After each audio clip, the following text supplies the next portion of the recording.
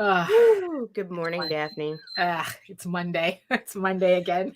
It is. It is Monday, February 6th, 2023. I can't believe we're like almost a week in on February. Look, like I said, I'm still back in March 2020. What the heck? I'm not liking this, Nita. I'm just here. Are you ready? Are you ready? No, but go ahead. Hit it. All right. The views and opinions expressed within the video content found on the Indie Comics Network are those of the speakers and do not necessarily reflect the views or positions of the Indie Comics Network or its sponsors.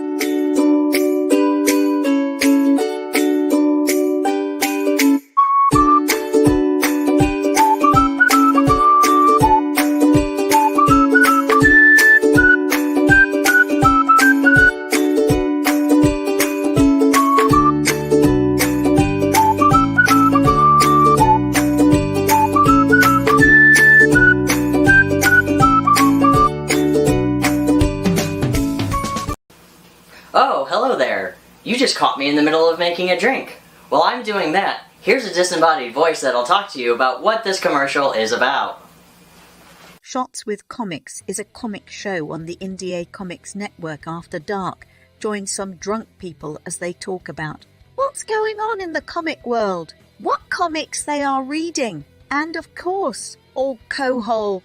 Mondays at 8:30 p.m. Eastern Standard Time on the Indie Comics Network after dark.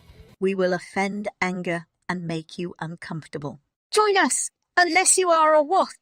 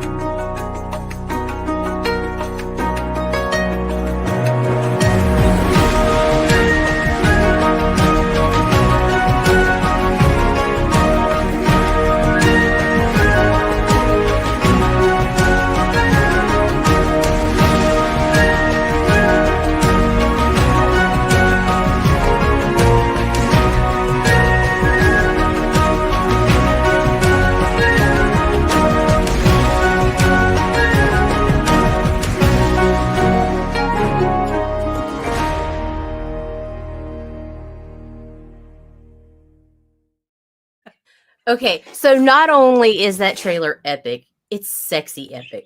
Really? Yeah, it so is. I'm like watching it and I'm like, dude, that's my partner. Holy shit, you're hot, Lage. Oh, well, I try to be. Good morning, Daphne. Good morning. I love my trailer. I mean, yesterday someone had mentioned on Jose's show that it's like, oh, why bother doing a trailer? I haven't done, why putting up a video on your Kickstarter? It's like, I haven't done it and I still, fund and anything. And I don't know. I think sometimes that's not the point. No, it's not. And here's the thing. Sometimes you'll fund and sometimes they'll fund without a trailer, but there are a large group of people, and I know this from experience from talking to them, that won't even go over a campaign that does not have a trailer. Right. Like they go in there, if there's no video to click to summarize what they're about to have to scroll through to see if they want to bother. For some reason, it's easier to click play than scroll. Just saying. Right. You can fund. Right. But it's also so much more entertaining. I think so too, because especially since I kind of switched over from like informational trailers to just straight up, just like a movie trailer kind of for the Right. comic book. I like it so much better. I don't know, like me personally, because in the end, you're going to scroll down anyway. Right. So it's like, it's like we still want. It's like, it's like, okay, I'm going to go see John Wick anyway, but I still enjoy watching the trailer. Good morning, everybody. Good morning. So it's like, and every time I see, and that trailer was really fun for me to do. I mean, like I said, it's like once I figured out the secret to a good trailer, to a good like theatrical kind of trailer, is hitting the beats on the music. It was just like I'm sitting there like really concentrating on it, and really. it's like, it's like, don't be lazy. Put a Fuck video. yeah, I'm going to see Tall Tales, bitches. Yeah, exactly. It's like, don't be lazy. Put a video on your campaign. It's like, look, Especially you guys who are talking about, you're doing this for the screenplay thrill. Those are the ones that kill me. And then you don't even have a trailer. What? Yeah, I No, know. I'm It's so ridiculous. disappointed. How are you going to get a Netflix deal? Right. Well, now nobody's getting a Netflix deal. So, once Netflix said, yeah, exactly, and I think in the end they're just a lot of fun. Look, even if you make, whether you make an informational trailer or you just make something short and snappy, just it's like, I don't know, it's like, to me, yeah, a campaign's not finished unless you have something there. Right. I mean, if you don't put up a trailer, I don't know, that kind of like, it's like a campaign is missing something. Right. I don't know. That's just how I feel about it. But in the end, it's lacking. It can be great. It can be beautiful, but it could still be a half inch too short. Oh no. Or at least 30 seconds. Oh shit. Who are you? What? Oh, who am I? Yes, exactly. Well, obviously, who are all the people joining us in the chat? Oh my gosh. So we got Frank, Don Celestri, Chad Perkins, Hojo. Hello. Yes, and I see you, the 4 people just waking up next to the really groggy eyeball on my screen right now, wiping out those eye boogers. I know it's a little early, even though over here it's 11 a.m. So I don't know. Your whatever you think is early is obviously relative. But hello, everyone. My name is Daphne Lage, and I'm a cartoonist, illustrator, and comic book artist from New York.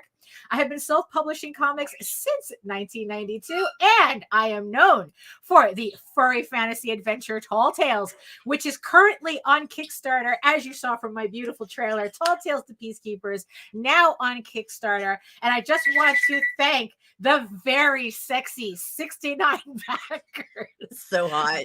Who have so far backed my campaign, brought it over $3,000. Thank you so much for the support, but we'll talk about that a little bit later. And I am known for the medieval fantasy soap opera drama Eager Raven, Heir of the First Unicorn, which returns to Kickstarter late spring 2023 with a sexy 6. video. Yeah, really. I'm in the process of making that. I just have to finish coloring all the pieces I need for it. With issue 6, we're already at issue 6. For Eager Raven. It felt like just yesterday I was releasing issue 1, but here we are at issue 6. Like I said, coming to Kickstarter late spring 2023. And also, before I forget, the Oswald Chronicles by J.D. Calderon, who is also the writer of Tall Tales. He has returned to Kickstarter with another Oswald miniseries, On the Wings of Deirdre, the 3-issue miniseries, all on one campaign. So you get the full story on one campaign in 3 separate issues. So make sure you check out all the links in the show notes below to pick that up. As well, for all the campaigns, there's a bunch of campaigns we have in the show notes. Everything is in the show notes. Go, just you know where it is. Just go looking at all the cool campaigns. I know. I just want to congratulate Sam Vera for successfully funding There's an Alien in My Toilet. That just closed. I think it was the day before yesterday. I think it closed out. So thank you everybody who helped him out on that. We still have Sunrise Blossom, we still have Life on Korra, and we also have Rob Multari's Night Wolf, which he will be on in a little bit once we kind of get everything done here to talk about his campaign as well. So, yeah, is there any other housekeeping? Did we do Life on Quora? Yeah, well, Life on Quora. Life on Quora. We got Mike Jimmy coming up. Tune in this afternoon, 3:30 3 p.m. Eastern for Fight It Let's Draw with Rodney Fike here on Indie Comics Network. Then tune in tonight on Indie Comics Network After Dark at 8:30 p.m. with Chad Perkins for Shots with Comics. Yeah. Right. There And you I'm go. Nita. Hi. Oh, yeah, that's true. Right? Oh, yeah, there's the rest of, I almost forgot the rest of my blurb here. Yeah, so in the meantime, you can read both my comics online at Tall Tales, TAILS online.com and egoworks.com, EGOWRKS. We can check out all my videos on how I make my comics here if you're watching this on my channel at Daphne Lage Art, which also simulcasts through the Indie Comics Network. And that's where Nita was supposed to come in, and we just whatever, do my thing. Yeah, we got channels, we got yeah. stuff. We got stuff. Yeah, there's just been a lot. We are going professional. on. No, we are not. And don't let anybody tell you otherwise. Look, we're just a couple of goofs having fun online. That's all. That's it. That's all. That's it. It is, So, speaking of Tall Tales, the Peacekeepers, like I said, I want to thank the sexy 69 people, nice, for supporting the campaign. And I especially want to thank the 10 people who snatched up. I have to say this. So, I got contacted by Roz Gibson the other day, and I guess she was helping someone clean house or so. I don't know. It's like, or he had, I think his name was Lex Nakashima. He was I think like at the time he was the editor of a Xanadu fanzine back in the day, Vicky Wyman Xanadu, a furry fanzine. And I guess he had like a stack of our stuff in his house that he wanted out. He wanted out of the house.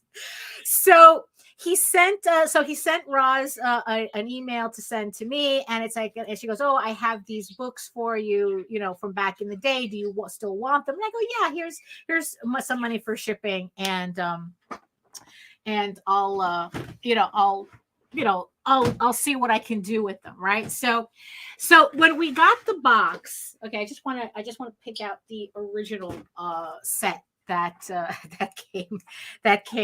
Actually, we found even I don't think I even have some of these things. So we ended up with a small box full of some rare finds, I might say. I don't think I showed these on the air, but did I show these on the air? No. It's so what happened was that we got a box filled with the OG original issue of Tall Tales as it was released in 1993. So these are actually kind of like the premium versions, because we had kind of readers editions that were printed on newsprint, and these are on more premium editions with the foil and everything. So we were able to get 3 complete the 3, well, what is this? It's issues 1, issue 2 in the foil, and issue 2 in the ash can edition. Everything is signed with a certificate of authenticity, except for issue 1. This particular issue 1, I guess we didn't do it, but for the gold edition and for the ash can, look at that. This is for look at that, October 5th, I have a couple of those. 1993. Look at this. This particular one is from 1994, March 2nd, 1994. I guess we were signing the certificates as we sold them, so that we had the actual date. Nice. So I mean, really, it's just this was back when we were printing as a Golden Realm Unlimited. And the thing that's really special about this ash can is that it has a short story in here that we've never reprinted. If we were to reprint it, it would require so much work for us to kind of tweak it and fix it and whatnot, that yeah, I don't know if it's something that we are going to ever do. But if you want to see this short story, it's actually in the ash can. And I had 10 of these. 10 of these sets I put up on the campaign. And I wasn't expecting anything of it, but within I think like 24 hours, all 10 of them were gone. I mean, people just came in and snatched Because it's these up. sexy. It's like, I guess it's like they all want to see the original version of Tall Tales, where you can read the cringiest of editorials by me when I was especially full of shit back in the day. So you get to read that. You get to read that. So the only reason I found out that they sold out was because someone had contacted me to complain that the books were sold out. So I went to check. It's like, holy crap, all 10 sets are gone.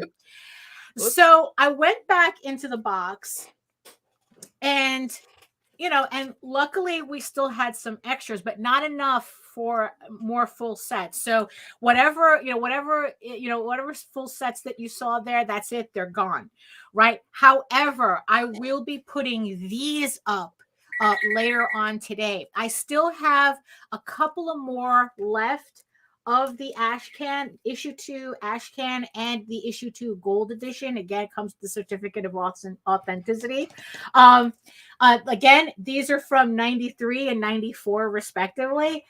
And I only have a couple of these. So I'm just going to do a final count. I think I might have 5 sets. Well, now you have 4. Right. Of just of this particular, so just the 2 books. So I'll be putting them up on the campaign later on today. So if you missed out on the first set, you still have a chance to get the set that was just the 2 books, which is the gold edition and the Ashcan. I'm completely run out. I'm completely out of the red foil issue 1s. So if you missed out and you still want to get something, I'm going to have these up later on the campaign today. So keep an eye out for that. So I thought that was just pretty interesting to see how everyone just, those books just disappeared. I just found it really ironic that probably the only reason he had them in his house was because I kind of remember him doing distribution at the time. And I guess they were brand new, he couldn't sell them, I guess, which was why they were still in his house after all these years. And then just to put them on the campaign, and it's like within hours, they were gone. So it's like, hey, you made it worth it for me to get the books back. So like I said, you get the rare story that's in this book here, and and you just get the way you get to see. Maybe I should show you this, how old this book is, and also how much retouching we did at the very, when we ended up reprinting it. If you look at the, let me put this up here. If you look at the lettering, this was back when I was printing them out off of like a dot matrix printer and gluing them down. So I didn't even have the proper fonts or anything, and it's like, it wasn't until like whiz bang the font was created that it's like, I don't even know what font I was using there. It's like, look, this is all just like glued down shit, And then it's like whiz bang, and then whiz bang came out, and then that's when I decided to re-letter the book as best as I could, because everything was glued down, so we kind of had to keep doing that. If there's anything that I regret being taught in school, regret/resent, is how you glue down everything on the originals. And not only that, but you used like rubber cement. So my originals, like if the lettering hasn't fallen off on its own already, it all has like these yellow smears where the glue was. So it was just like, I'm very happy with being able to do all this setup digitally now. So it's like, so my originals don't get ruined the way these originals. Like if I wanted to completely remaster the book, it would be like, I have to pay somebody to do this, because just have to redraw it. Yeah, they'd have to scrape up everything, and it's just it was just a mess. But so yeah, so the original issue of Tall Tales back from 93, 94. You can like I said, keep an eye out on the campaign when I put them up later. Like I said, I think I only have 5 sets of these 2 copies. So, and once those are gone, that's all I have. So, like I said, I don't think we even saved that many copies for ourselves as well. So, but that's what we got. So I'm really glad that people really want them for their collections. So thank you so much. So thank you. Well, but thank you for getting Tall Tales to Peacekeepers over 3K. I would really like to see this campaign hit 4K. We have 11 days left because at least 4K would bring the Peacekeepers up to par with the previous Tall Tales books. The last volume, volume 4 for Thieves Quest, made around 4,000. So if Peacekeepers can be around the same, that would be very nice. Just to see like everybody all together. So thank you so much for that. So one more thing. A little side note. For everybody who was watching my stream on Wednesday when I was putting together the swatch book, and also I had put up a little example of it on my Facebook as well, because I have been busy going through all my art supplies, seeing what I have, and making swatches of all my markers and what that are still functioning pretty much. Just to see what art supplies I have available, and making sure that they all still work and whatnot. And I just wanted to show off what I've been doing so far since that stream. But here's the funny thing. So, these are all my Posca acrylic markers. I think they're the most vibrant out of everything that I tested so far. But here was the funny thing. So I started testing my Dr. Martens watercolors, if anybody has those. And I had been wondering, now mind you, these colors, these inks that I have, they date back to around maybe the late 90s. Like, this is a set that I've had since I was at SVA. I think I had gotten this for airbrush class, and I've had these inks ever since. And I was no, they didn't. No, they didn't. It was kind of like in that transitional period. But yeah, we never got to actually lettering by hand, at least not that I remember. So I decided to swatch these inks anyway, because I figured it's like, look, did the PH Martins, the Dr. Martens dyes, do they like kind of like expire? Do they, like, the worst that I found was someone had said that you had to shake them, make sure you shake them to make sure the pigment, is not completely separated. But that was kind of the worst of it. Actually, here's the worst of it. Here's what happens. If you were wondering if Dr. Martens dyes expire, yes, they do. Because you see this brown right here, this brown, this is supposed to be red. This is supposed to be vermilion. And it is now this brown color that I've named not vermilion, so that I remember I have to replace it later if I need to. But I figure it as a color in and of itself, I might as well just keep it, because, it's still a color. I can still use a color that no one else has. Right, exactly. Fuck those guys. It's like it's completely, I guess it completely oxidized or something. So whatever red pigment was in this ink just completely disappeared. Like, there's no saving it. Yes, it's from the 90s. These colors, these inks are from the 90s. And also, I think the other colors that kind of went a little sour were these grays, because, okay, so this is supposed to be a light gray, a medium gray, and a dark gray. And as far as I can tell, they all look the same. All 3 of them look the same. So obviously, it's like, if you are testing colors, yes, not vermilion. That's exactly. So it's like, yeah, if you have like old art supplies hanging around, yeah, they do. Some of the, depending on what it is, it's like they do expire, but at the same time, they're still oddly usable. So I guess it depends on what you're doing. And So like I said, in the end, I thought this was a very interesting experiment to do. Because the reason why I'm doing this in this book is because I have my office gets a lot of UV, and it's like even with a special coating on the windows, it completely wrecks my books, and I don't dare hang original artwork in this office because it'll completely fade even if it's not in direct sunlight. So I always had the problem with my color charts. So I mean, although technically Dr. Martin's shouldn't fade, but the thing is though, there was an airbrush piece that I did that my mother has hanging in her house, in her apartment, that has the same issue with UV light, and everything that was Dr. Martin's completely faded, it completely disappeared.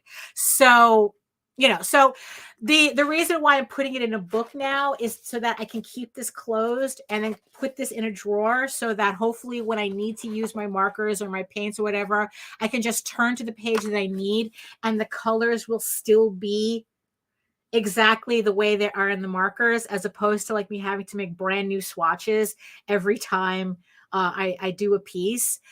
So that's my great experiment right now. Also, like I said, it also gives me a chance to keep track of what I have, because if there's anything that artists are infamous for is hoarding art supplies and forgetting what we have. Chris just found a huge thing of Prismacolors that he's never opened. Oh my God. One. Right. It's like markers are no, the colored pencils. Yeah, but I found the massive 10 set. It's like, oh well then. Right. Yeah, exactly. No, I found 3 sets of Prismacolor Prismacolor pencils that were still in the shrink wrap. I even have some acrylic paint that's still in the shrink wrap, and for the life of me, I can't remember why I got it. But at least this, this like actually doing this also made me decide that I have to buy a brand new set of Prismacolor markers. I do have some here, but it's like they're all in various degrees of running out or empty, and in the end, it's just easier for me to just throw everything out and then start fresh with a new batch of markers. So that's not coming in until Friday. So so I think that with spring, spring coming up, I think that good housekeeping is important. No matter what you do. And I in my office. Yeah, I think it's just a good thing to do, right? Yeah, exactly. It's like just going through everything, see what I have, and just throwing out stuff that I'm not using, or it doesn't work, or it's broken. It's like, look, it's like, that thing that you always keep, just in case. There's never going to be a just in case. You're never, because you know why? When that shit happens, you're going to absolutely forget you even have it, and then you're going to buy something new, and then you still have that junk in your drawer. So you know what? If you know for certain you're not going to use it, just throw it out. It's like it's not worth it. All it does is take up space. I was able to clear out a lot of drawers and free up a lot of space just by throwing out stuff that I know for a fact I'm not going to use at all. So and plus, it's like they were expired and whatnot. So it's like, look, it's like, no, there is no just in case. You're going to forget you have it, and it's just going to take up. Yeah, so just clean your drawers. Clean your drawers, people. Clean your drawers before you find cats petrified under there. Yeah, no cat jerky. No petrified cats here. Okay, so so there we go. Obviously, this was something that people needed to hear. So we do have a guest coming up. We have Rob Multari coming up. He'll be talking about his new campaign, which is actually pretty different and pretty interesting compared to his previous campaign. So I'm really looking forward to talking to him about it. So I don't know what you want to do. And bring him in. Do some bumps and bring him in. Let's just do that. Right. So we'll be right back. We got to find the bumps first. Oh, well, that would help. Right? Well, there they are. It's Monty Moore.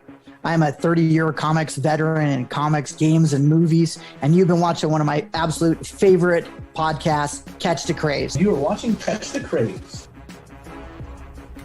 What am I listening to? And you're listening to Catch the Craze. Where are all the indies at? A Catch the Craze podcast. What are you watching? I'm watching Catch the Craze. What are you going to do? Subscribe now to Catch the Craze, the #1 show online for independent. Have you subscribed to? You are an independent. Catch the craze. Making moves on your own. Catch the craze. On your grind in the streets. Catch the craze. Join the movement. Catch the craze. God damn it! Ah, you missed it. God, I saw you timing it. I saw you.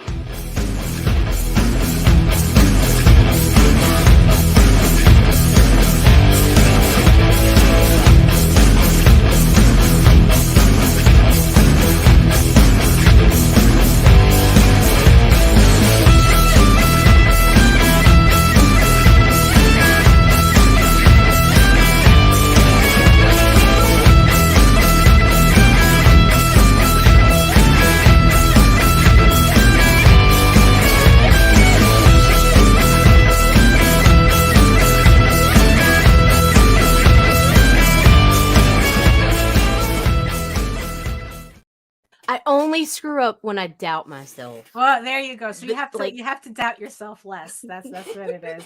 Hey, Rob, how you doing? Muted. Oh, you're muted. You're muted. Oh, I'm good. Yeah. How you doing? Oh, good. Yeah. So it's nice to have you back. But for all the people who are joining us for the first time, tell the peoples who you are. Well, for those of you who don't know who I am, I'm Rob Multari. I'm the creator and writer of Nightwolf and Snowpaw. I'm also a self-publisher through my imprint, Lone Wolf Comics. And for those of you who don't know who Nightwolf is or what the series is, Nightwolf is a series about a young man who finds out that he's born a werewolf and gets thrown into a supernatural war against demons, witches, vampires, other werewolves. And the spin-off series Snowpaw is about Nightwolf's mentor, but during her origin story in the 19th century Scotland. Yeah, it's like what I like about Nightwolf is like, high school, but what if you find out you're a werewolf? It's like, oh, I hate it when that happens.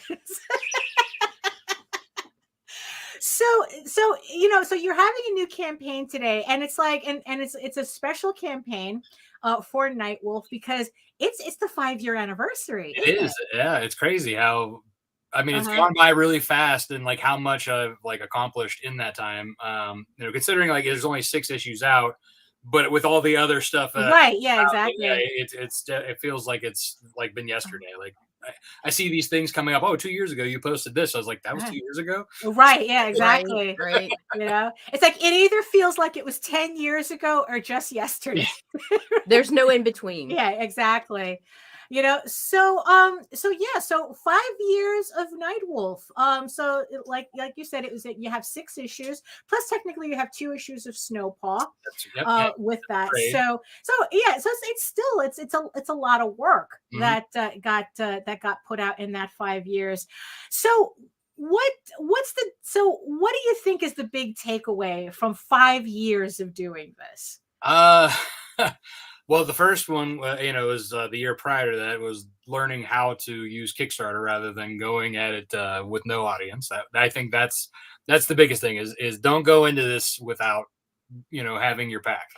Right. Exactly. Right. Yeah. Because for people who don't know, your very first campaign actually didn't fund. That's right. It's like, I don't want to say the word failed because it's like fail is like it implies a lot of things that's not. That's not really relevant. You just didn't fund because I guess, you were still, you were just learning what. Well, I was not. Yeah, exactly. I was naive and set my goal way too high.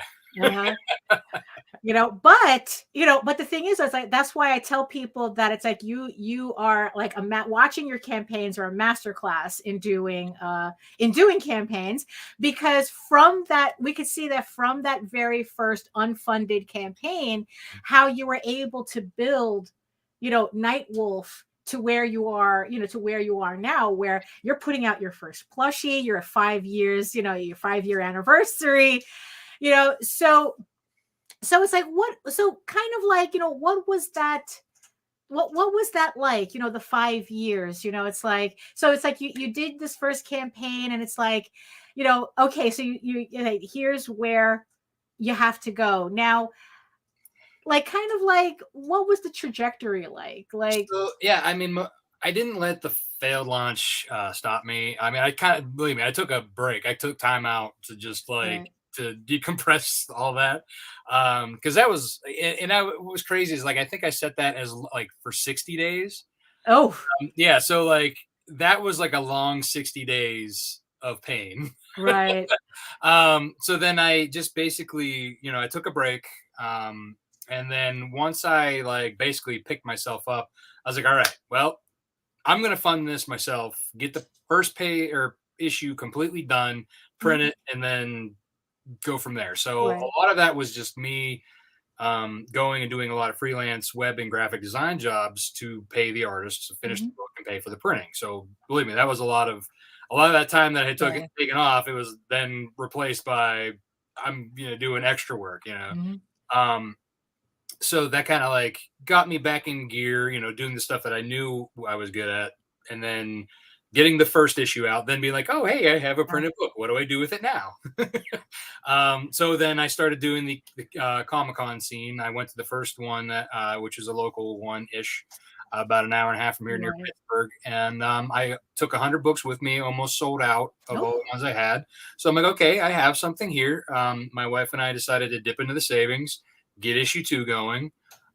Same thing, a lot of freelance stuff to kind of make up and cover the rest of that. And then issue 3 was starting to be like, okay, it's time to do issue 3. I'm going to all these Comic-Cons and all these people are basically being like, hey, these cliffhangers are killing me. When's the next one coming out? Well, that's a good sign, though. I'm like, well, we don't have savings anymore, so what do I do?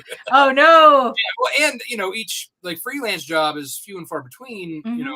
Sometimes like they could all come at once, or there's months or years in between. It's the feast or famine of freelance. Exactly, and that's why I never went down a full-time freelance, because I think I probably would have driven myself crazy. So that was like, all right, what do I do now? How do I make, besides Comic-Cons and trying to sell through my website, what can I do to get this book out faster? And that's when I decided, okay, well, let's take another stab at Kickstarter and, going through like the comics launch podcast. Oh, yeah. Like I found what I did right and what I did wrong with the first time. And I was like, all right.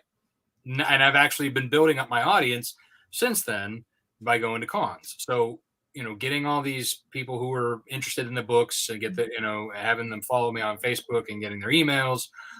Even, up to that point, I was like, I had an email list, but I wasn't using it. Right. Yeah. So I was doing the training with Tyler. The list launch was really what got me to be like, okay, now I know what I'm doing with this. And then, and I put issue 3. I kind of like reset up the original campaign, which was issues 1 through 3, and did it way better. And that's kind of where it all started. With the ball was rolling, got overfunded, and just okay. Now I have something. Let's roll with this. And I've been going ever since. So now, did you find it difficult to convert? Because to convert like a convention audience to a Kickstarter audience. Yeah, so like Comic-Con audiences don't always translate, and so because they would prefer to like be I think they prefer either buying at cons when they see you again, right, or they do the traditional thing where they're going from retail, but there are some, so like in the same with kind of like your email list. When you're building your email list, you really only get between like a good email list is like 20% open rate. So something, like, So like even, and that's actually doing exceptional. Exactly. Exactly. So like you figure between 5 to 20% of people who are opening your email. Yeah. It's probably the same as translating from cons. And especially if you go, for me, like I typically stay around the Pittsburgh, Erie, Cleveland areas, usually yearly. Right. Whereas like everywhere else, when I'm spreading out farther, I may make it back every 2 years, every 3 years. So I think a lot of that might too be like, okay, well, we're not going to see him anytime soon. Right. Let's get the stuff, so it's kind of a give and take, and it also depends on if they're already on the platform or if they want to try the platform. Right. Yeah. So 5 years, any particular reason why you decided to do like a 5-year anniversary as opposed to like, because you did a trade already? So what what's special about the 5 years that it's like, okay, I have to do something special for this? Yeah, I think, with the trade came out like during the 3-year. Right. So I think, just 3 is just a weird year to celebrate Uh-huh. something, right? Five seems like a legit, like, you need to celebrate this. You've Right. actually done 5 years and kept going. You know what I mean? Yeah, that's true. That's true. Yeah. So to me, if like you've been able to do that and you've made headway and continue going, that's impressive. Especially when this is not an easy feat. No, not at all. Not at all. I mean, it's like, yeah. Well, you know what? That's true. It's like to say that you made it 5 years actually publishing consistently and using Kickstarter consistently. Yeah, that is something worth celebrating. So let's Nita, you got the campaign there. So because of the 5-year anniversary, you decided to do something really different. So why don't you tell us about the campaign for this Nightwolf 5-year anniversary set? Yeah, so I always ask my wolf pack like what they want to see and kind of like, hey, what would you be interested in besides comics? What stuff? And one of the things was like a plushie, and it was it came from a print from the trade paperback by Megan Offert, and she threw in this cool little voodoo doll with the twin witches from the series, and it was such a cool like aesthetic that she added on her own that I was like, that is awesome. Keep it in there. Let's run with that. And a lot of people commented, oh, that's so cute. That would make an awesome plushie, and I was like, all right, cool. Well, why not? Right. Let's see what happens. And, and that's when we start. I went back to Megan to get the original character or the designs for the plush. And we got the prototype. Oh, hold on. I got to put this up on the big screen because I want to see a close up of it. Hold on. Oh, hold on. Not me. I did that. I'm sorry. You. Yeah. So like, I mean, this thing, like, the detail on it, like even like the patches and everything has like embroidery around it, that you can kind of see like in the detail there. Like that's all embroidered. The nose is embroidered, the eyebrows. Like it's just so much detail in this thing, and like it's squishy. It's squishy, but like it's a good like solid squish, and it's just it came out really good. And so I was like, all right, well, I'm in between, waiting for issue 7 to finish, and I had just basically I was in the middle of doing the Snowpaw fulfillment. I'm like, this would be a good time to try this out and see what happens. And because of the anniversary, I had to I figured it was like, this is a great time to do something different, and I wanted to like basically I've been wanting to do a connecting cover, not just like a regular, like I've done a trip kind of a for issues 1 through 3. I did a kind of a Jim Lee style right. Yeah, I remember that. Yeah. This I wanted to do something kind of like when I was a kid, there was like the Ninja Turtles. They had like a 9-piece connecting card set that you get like from the Hostess Pies, I think is when they had that Hostess Pie. Love those things. But like, I remember stapling like the cards all together. Oh no. You ruined the collectability. I know, right? Like the 10-year-old. Yeah. But I mean, I did like that's how I put them together. I stapled them together, and I'm like, look, I have the whole thing. And so like I always thought like that was kind of something cool to play with, and I'm like, why not do it in a cover? But which was like 6 issues was a nice even way to do it. And so I reached out to Carlos, who is my full-time illustrator for the book, and he, came out with like basically I said, all right, this is the character for issue 1, 2, 3, 4, 5, and 6. Let's put them in some kind of a connecting, way, like everything, and we're gonna make it virgin variant because, thank you, I appreciate that.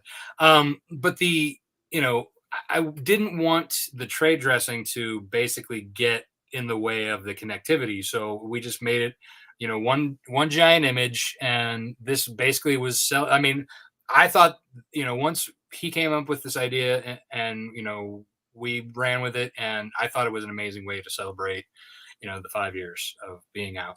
Yeah, it's really nice, especially when you staple it together. Yeah. Silly child, don't you know you're supposed to use Scotch tape that yellows over the years? I mean, that's what I did.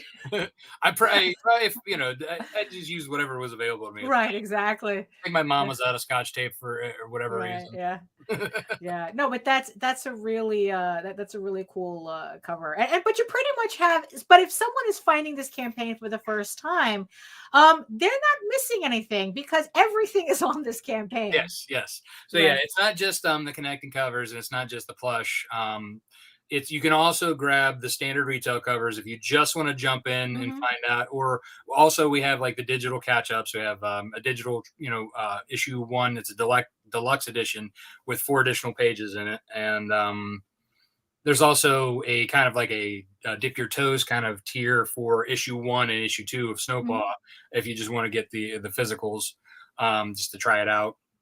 But yeah, I mean, we have, this is a great way for new Wolfpack members to jump into the series, as well as, introduce like some of the, with Snowpaw and other stuff, as well as the existing Wolfpack can come, get this plushie for themselves or their kids or whatever. Also, with this, the limited edition 5th anniversary covers, they're very limited. So they are a collector's item, but they're also at in this campaign, I'm charging less for them than they will be if there's in the next campaign, if there's any. Right. So if there's any left, it's going to go up to like my normal limited 200 print. Right. So if people really want that set, they have to get it on this campaign. It's probably better to grab it on this campaign. Right. The next time it'll be a little. Right. Yeah. Now doing a plushie. So there's always been this conversation about whether like merchandising, how important merchandising is to selling your comic.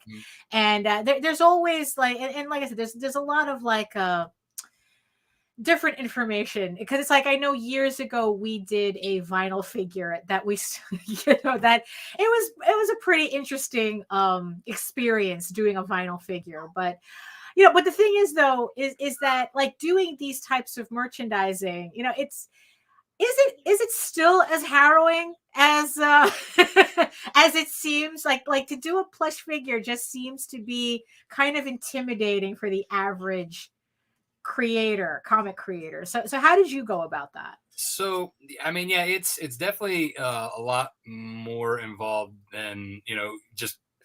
If you know comics and you do comics, you're printing comics, once you have that process down, it's like, okay, I've done this, let's do this. You can roll it, you have a plan, you go. And with the plush, it's like, all right, I'm trying something new. I have to find out one, how to get it, the prototype. I have to find out what it takes to then sell it on the market. I also have to find an audience who's interested in it, because it's only not everybody is going to be interested in a plush versus a comic, because I've built my audience around comic people. And then there's also the learning curve for that, and also what to do with it after. So when starting out with it, like when I first decided to do it, I of course, my daughter, I get my daughter the C is for Cthulhu books and plushies from Comics Tribe, and she loves them. And I'm like, all right, well, these are legit, these are good looking plushies. I want to, I'm going to go figure out who did these and, go through them and find out, how much it is for that. So Skeleton Crew Studio is the ones who developed those with Comics Tribe. And so I reached out to them, and, they gave me a quote and basically said, this is what you need. And that's like when I went back to Megan, and Megan then did the like the profile images with the color swatches, and I sent those in. And when they came back with the prototype, I mean, it really didn't take. I'm sure there's a lot of like back and forth with a lot of other stuff, and but like this, like they hit it on the nail on the head, like between like Megan's designs and their, it just was perfect the first. So we ran with that original prototype. And then it also has to get, if you want to sell it on Amazon or like in stores, you have to make sure that it's child proof tested. Right. Yeah. So that's another thing you got to think about. And, the custom tags and stuff like that. If you want to do that, like these are all things like, different than comics. You just print them and go, put them in a bag and board. Here you go.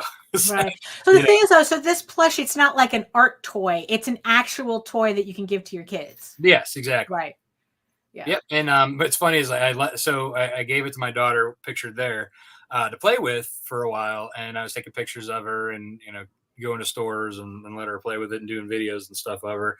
And then I had to take it back for being able to promote it. Right. Well, you only have the one. Yeah, I know. Like it was like taking candy from a baby. She's like, well, when am I getting it back? I was like, oh, probably in about 20 days. Right. Yeah, exactly. And how long is it now the thing is though, like knowing how things like this get produced, so obviously the books you're going to be able to get done relatively quickly, but a toy like this takes a little bit. So is there going to be like what's going to be the wait, like when this campaign funds and everybody bought their plushies, like how is the fulfillment going to be like on this, considering? So it's going to be, I'm anticipating a July, basically between going from the factory overseas and then shipping. And I've learned when I did my my trade overseas that like it took about up to 6 months. Wow. Yeah. So that I'm anticipating a July fulfillment, and which actually will probably coincide with the issue 7 fulfillment. Knowing if I start, let's say in March or April, the last time I did that, it was like July and August with the fulfillment. So I'm going to be doing a double fulfillment. Oh, wow. It's like you're going to be okay. So but that's just the logistics of that. I mean, right. Exactly. It could take up to 6 months to get something like this done. Yeah. And that's the other thing is like, I had to figure out shipping for this thing. Right. Cause you put it in comics in a Gemini mailer in a bag and you send them out. Right.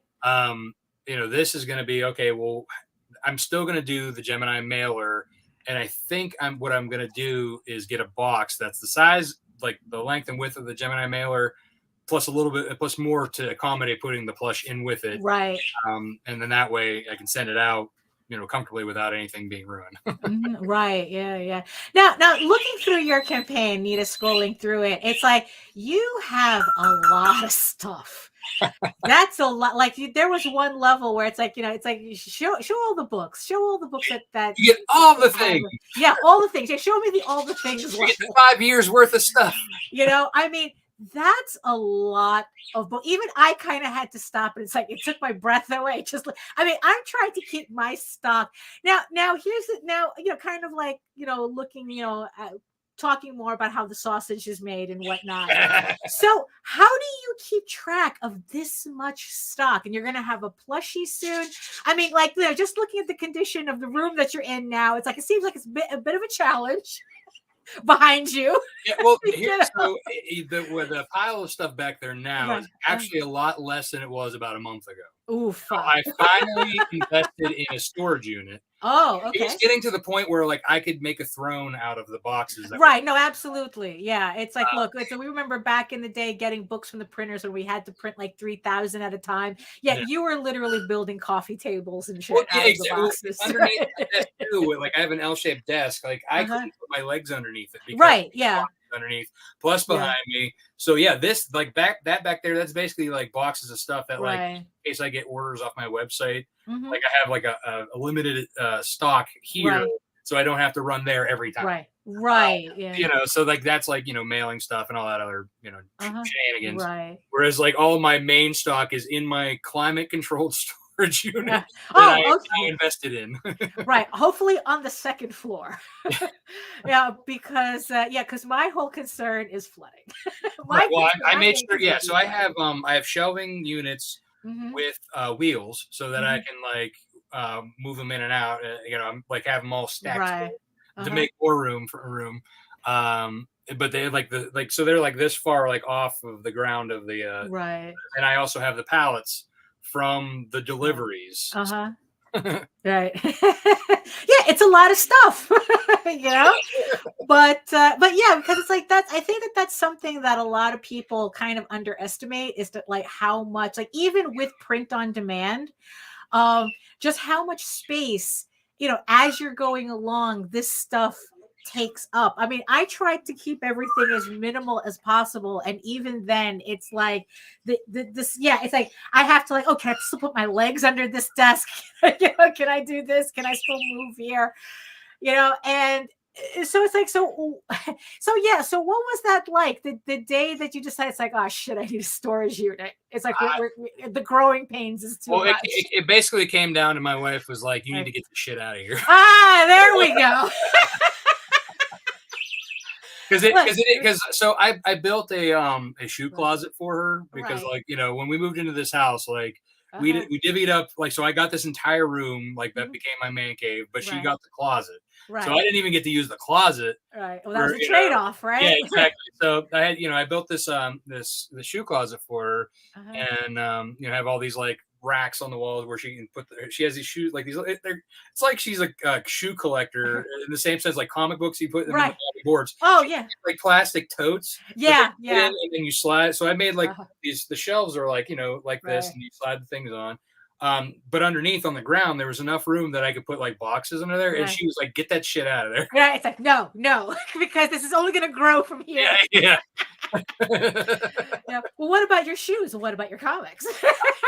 But here's the thing: more than half of her shoes don't fit anymore. After she, we had Jovi, her feet grew. Right. So, a lot of those shoes. Well, look at it like this: how many of your comics in your collection have you reread in the past year? It's the same thing. Yeah, exactly.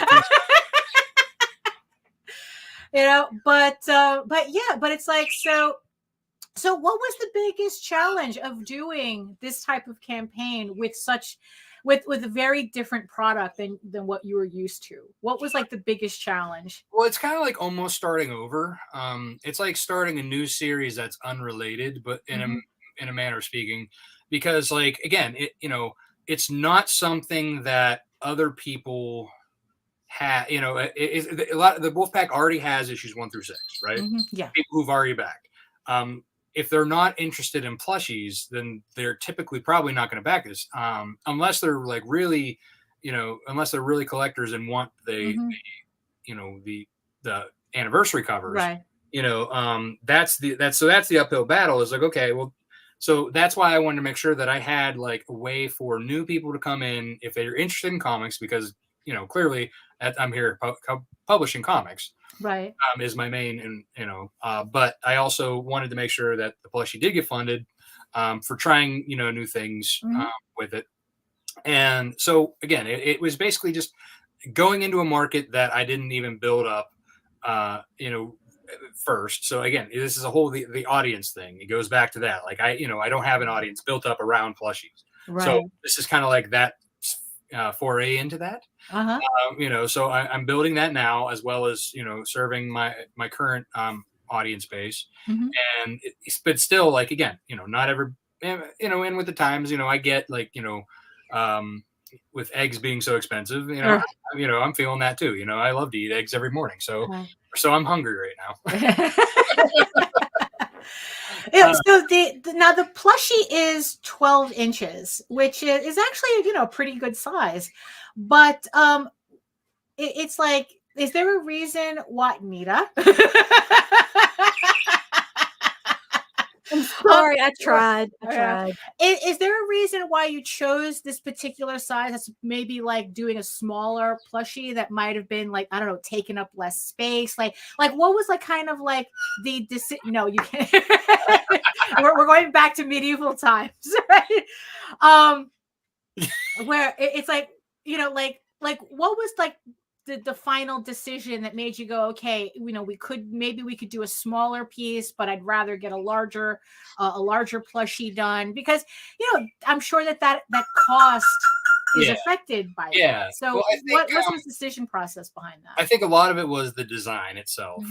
I think if you did it smaller, I don't think the amount of detail in it would have come out as good. Right. And two, if I was going to do it, I wanted to jump in headlong. I wanted again, I wanted something most plushies that my daughter enjoys are the larger ones. Right. So again, I wanted something, I think if I'm just going to do it, I went head in and to do it. And, I I figured it like, hey, even the smaller ones, probably would have been, still fairly more because of the detail, Right. still fairly expensive. So I was like, I felt like the larger one for even, like I had an interview with Tyler James, who's the Comics Tribe, See Us for Cthulhu brand publisher.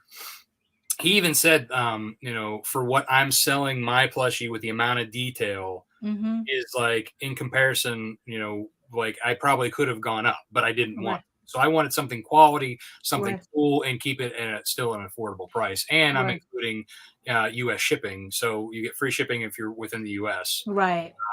So for the price of the plushie, I felt like it's still going in head first, doing a 12-inch. Kind of like for the money that you're spending, you might as well get what you want. Right. Exactly. Right. Yeah, get the best quality. The best, most. Whatever. Yeah. Right. So let's scroll back all the way to the top, Nita. It's like I want to see. So how many days is left on this campaign? 3 more days to go. We end Thursday night. Right. So you're very close to funding.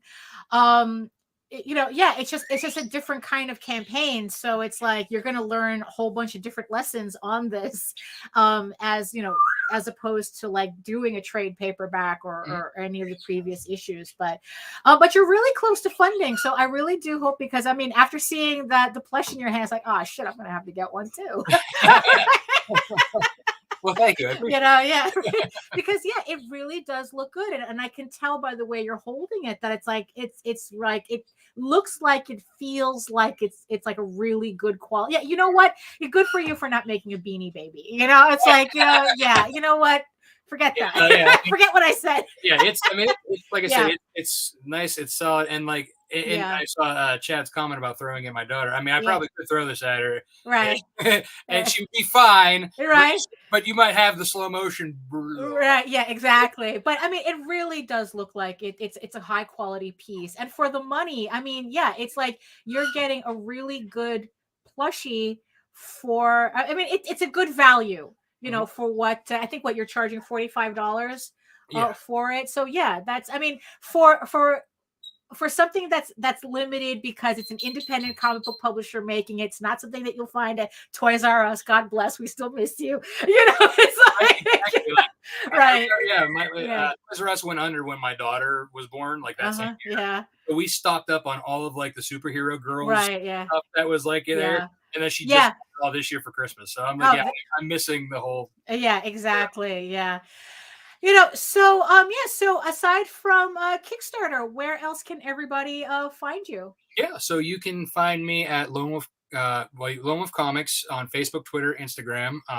LoneWolfComics.com is my website, and you can find me personally at Rob Multari on Twitter, Facebook, Instagram.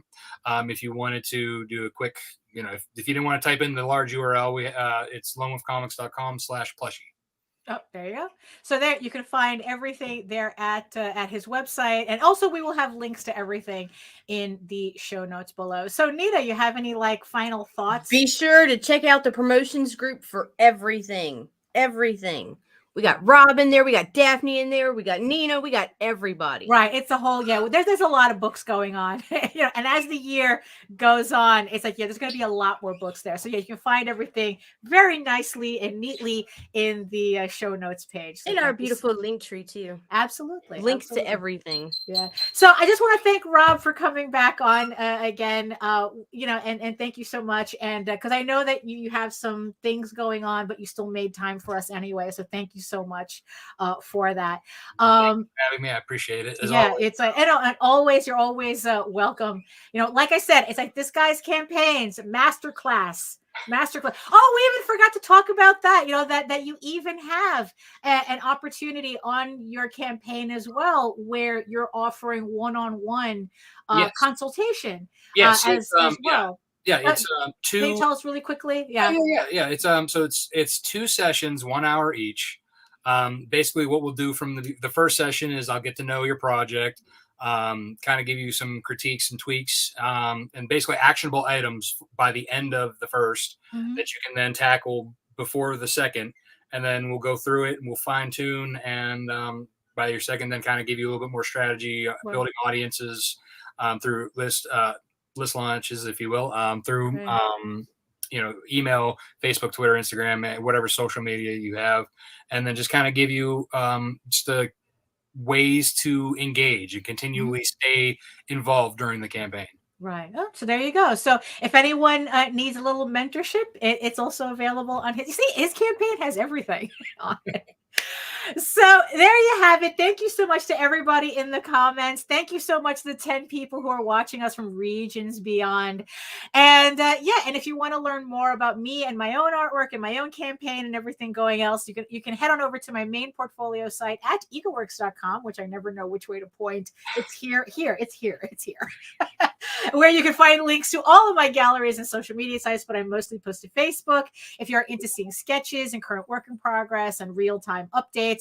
And you can also find my work here on YouTube through weekly live streams and whatnot, and pre-made videos on my YouTube channel at Daphne Lage, Lage Art, which also simulcasts through the Indie Comics Network. And also don't forget that you can read Eagle Raven, Heir of the First Unicorn in its full color. Now it's a full color format as you see it on Kickstarter. You can read it for free on my website through daily uploads. So if you want to check that out before the issue 6 campaign comes up, or if you're a little impatient, you can download the 16-page PDF of the first issue as well to try it out. But if you prefer your fantasy to be more of a Lord of the Rings type of adventure with furries, you can follow the link over to Tall Tales, TAILSonline.com. And not only can you read the first 20 issues of Tall Tales for free, but also uploading as we speak daily Tears of the Mother, the continuing saga of the Thieves Quest story arc. Actually, it's the new story arc that continues exactly where that one left off, is now uploading right now daily from Monday to Friday. So you can check that out as well, because this is going to be a busy year for me, for Rob, for everybody. So, might as well catch up on everything. So thank you again for joining us. And in the words of the ancients, eat your food, moisturize, mind your business, and do the work, because when you actually do the work, you never have to fake any of your accomplishments. And who knows, you might actually get a cool plushie at the end of it too. So there you have it. Thank you so much. We'll see you, everybody, later.